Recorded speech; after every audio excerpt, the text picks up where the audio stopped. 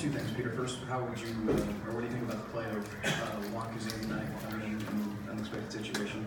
And secondly, your thoughts about how the club responded to last week's match and the directive you put in. Can I go with the second one first?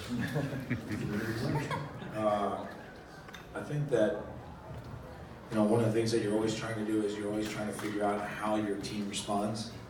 You know, every year is different. Even if you had all the same players, it doesn't matter. You always want to find out how they're going to respond from moments when, you know, they don't play so well, or maybe you lose, or maybe my assessment is not one that is very favorable. And so what I would say is that the response was excellent. The first half, I think, is probably the best first half of soccer that we played this year.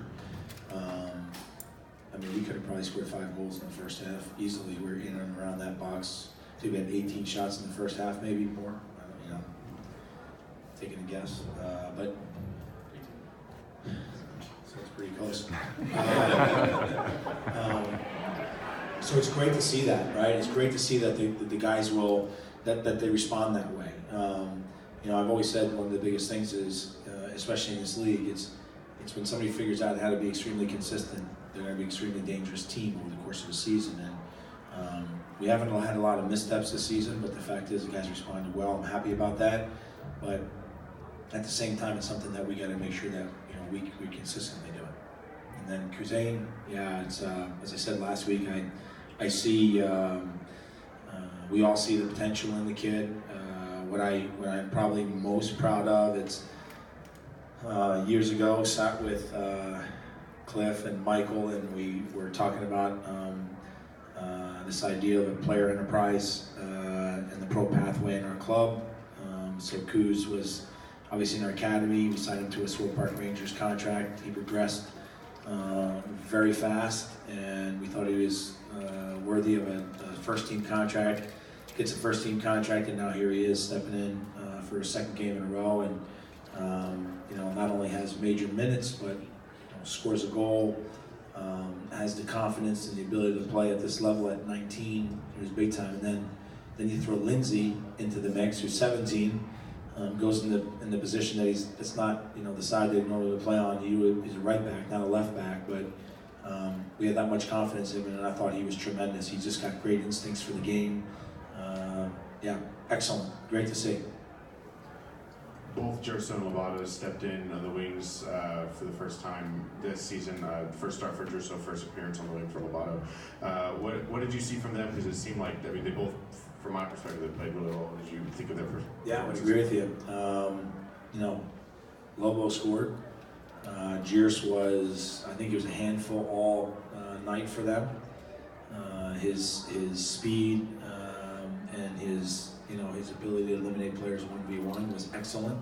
And when you're putting teams under pressure like that, especially in the final third, you start to create a lot of different chances in and around the box, and we were really good there. And then you can ask Robo, I predicted that Lobo would score tonight. I knew he would. He was really good in the last couple of days in training, and I figured something out over the last couple of days. I won't tell you, but I figured something out about him. And so hopefully it keeps going in an upward trajectory, hopefully.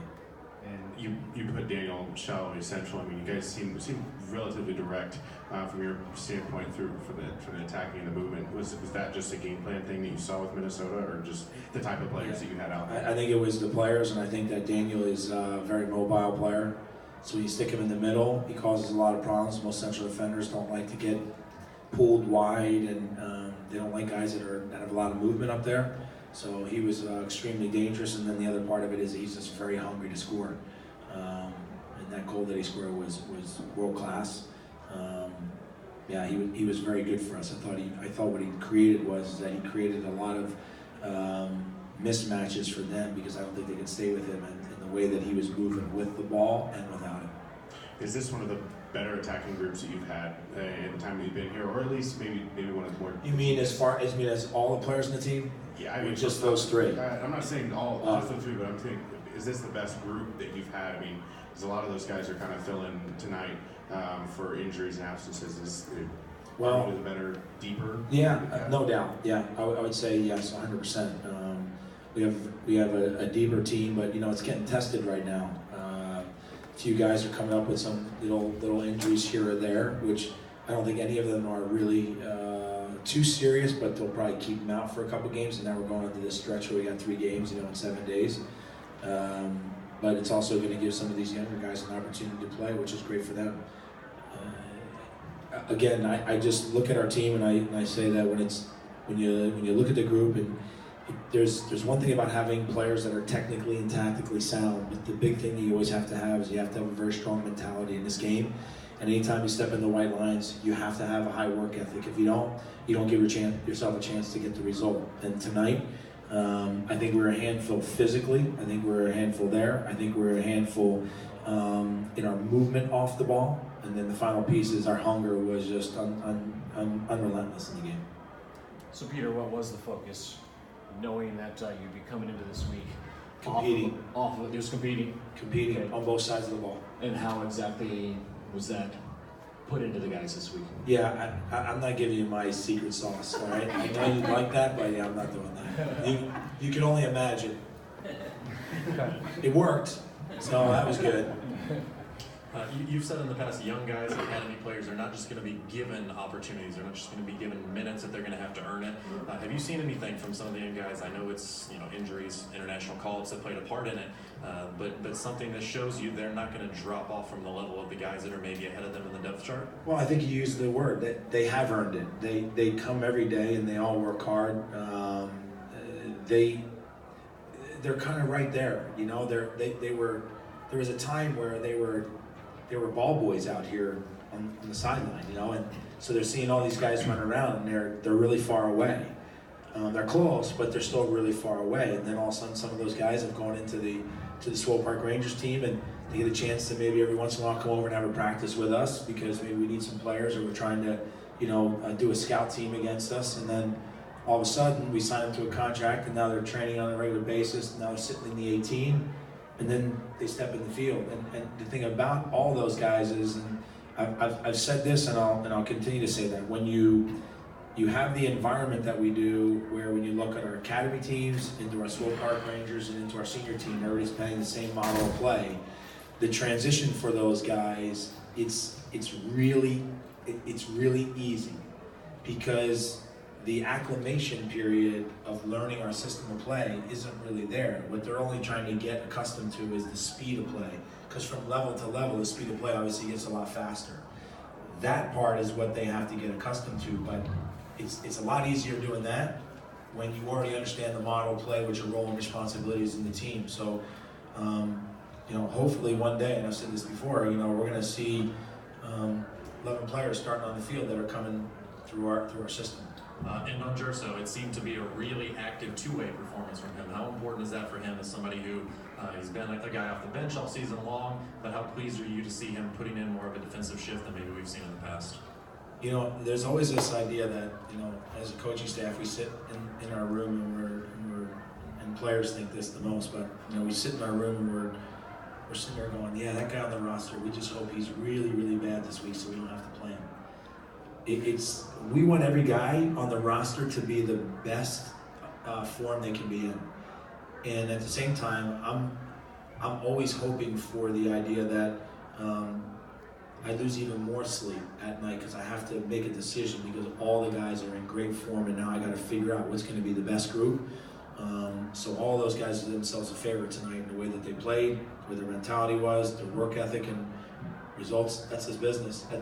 At the top team, we have to get results. We got to win. Swope Park Rangers Academy, it's a little different, but at the top team, we got to win. And those guys all helped get a result tonight, which is also a big plus for them as well. Talk about the young guys a lot. Roger now has a season high rub for assists just at this point in the season. You talk about the way he's been really.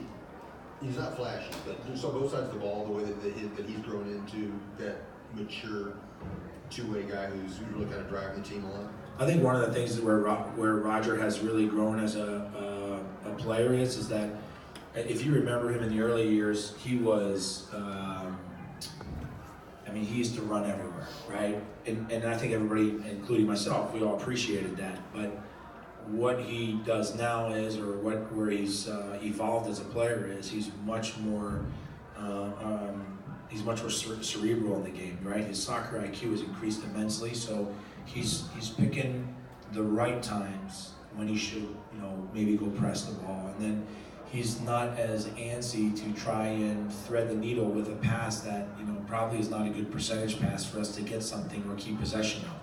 And so he's been getting better and better in that, and that's it's helping the team. It's helping us get more goals, obviously, because he's got assists, and the other piece is that he's helping our model of play continue to evolve. So it happens to a lot of players as they get older as well, because they realize that, hey, I'd like to run less and maybe think a little bit more before I run. Coach, going back to Lobato real quick, how rewarding is it as you as a coach to have a player like Lobato where you can put him anywhere on the field and he's producing for you? Yeah, it's great. Actually, we have a lot of those guys, right? Jimmy Madrid is a guy like that. I mean, there's a lot of them. Kuzane can play either 3 positions in the midfield easily.